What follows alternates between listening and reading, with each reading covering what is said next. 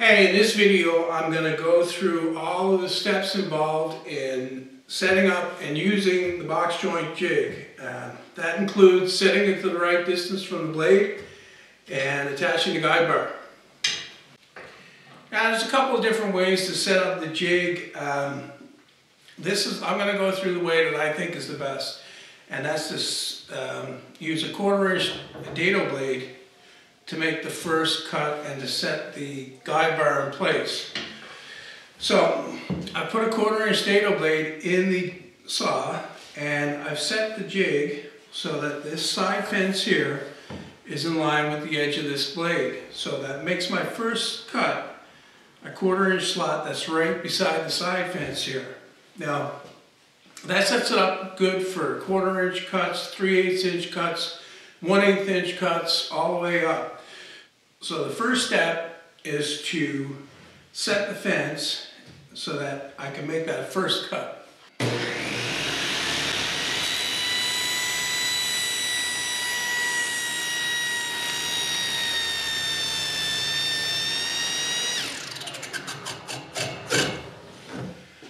When you get to there, you want to stop the blade. Don't try to pull the thing back. It might catch and bad things will happen.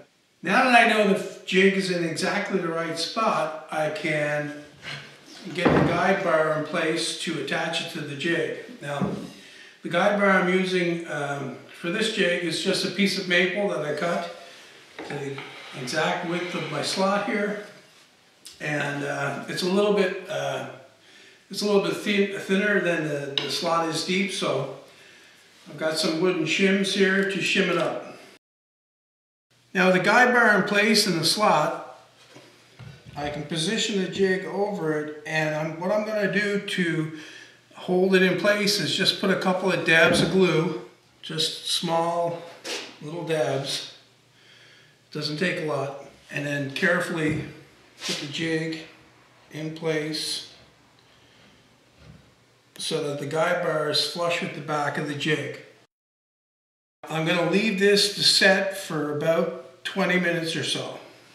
Okay, so the glue has had about a half an hour to dry. I'm just going to carefully lift the jig up and drill out and drive some screws.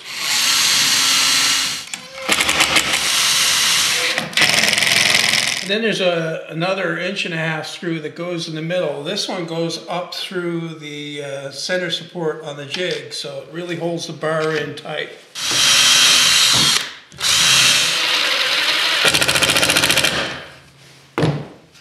Alright, well since I've got the 1/4 inch dado blade in here already, I'll go ahead and cut a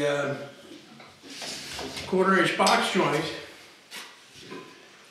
in these pieces. Put 2 in up against the fence, and I've got a 1/4 inch driver bit here to space the next 2. Now I'm going to take a clamp and clamp these in place. The clamp needs to be facing this way, otherwise it gets in the way of the lever on the back. Take out the spacer, that's important. And now it's ready for the first cut.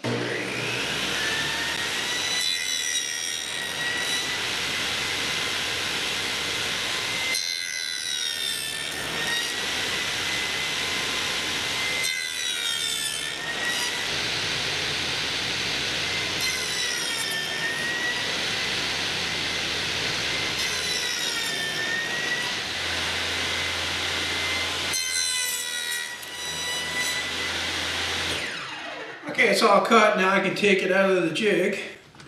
I'll take the jig, put it over there, and see how it fits.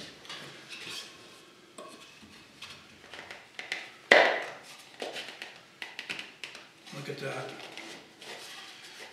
Pretty good. That's a good tight fit.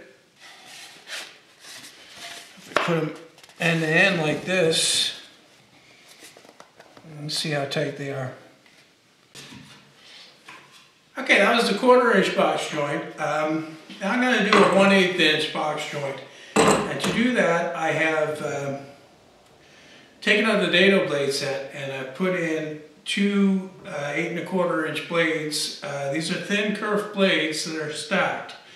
I've got two in here side by side. You can also use a standard thickness saw blade, which is 1/8 of an inch. Depends upon how much run out you have on your saw. For me, I've got a little bit of run out, and this blade will give me a joint that's just a little bit too loose. So I have better results with this blade combination here. So I'm just going to do 2 pieces for this one. I'm going to put it in.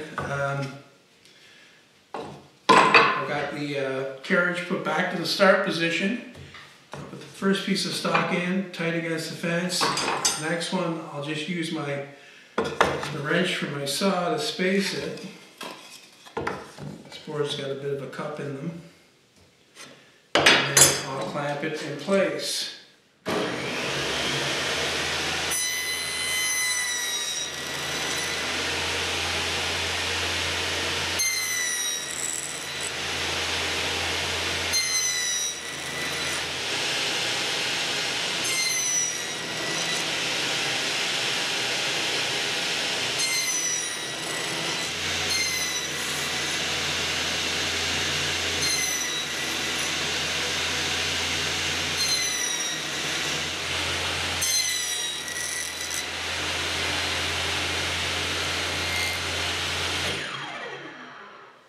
Okay, all done. Let's see how it fits.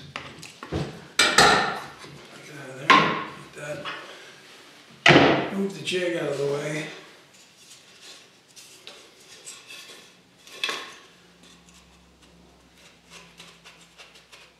And